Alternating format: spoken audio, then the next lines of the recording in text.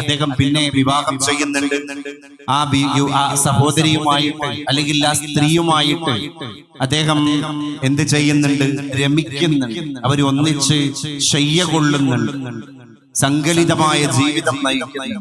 പക്ഷേ അത് തന്റെ ജനനിയായിരുന്നു എന്ന് പിൽക്കാലത്ത് കാലം അദ്ദേഹത്തിന് ബോധ്യപ്പെടുത്തി കൊടുക്കുക. അതാണ് പ്രോമിത്യൂസിലെ ഇതിവൃത്തം.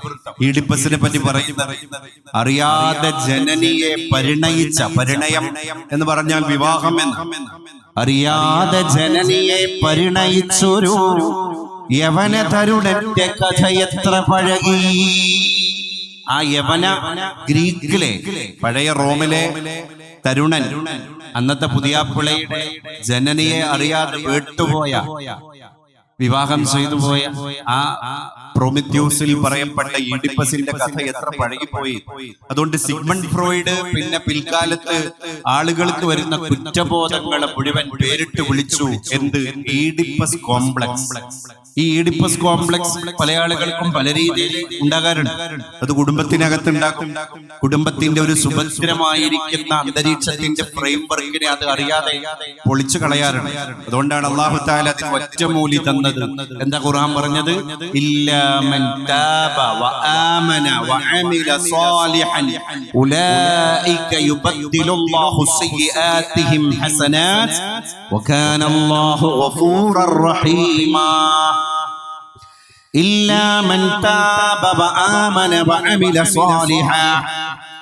ആരൊക്കെ ഒഴികെ അല്ലാഹുവിന്റെ മാർഗത്തിലേക്ക് ഖേദിച്ച് മടങ്ങി വന്ന ആളുകൾ ഒഴികെ, വിശ്വസിച്ച ആളുകൾ ഒഴികെ, സച്ചരിത മാർഗത്തിന്റെ പാശം ഗ്രഹിച്ച ആളുകൾ ഒഴികെ, ഉലൈക യുബദ്ദിലുല്ലാഹു സയ്യിആതിഹിം ഹസനാത്.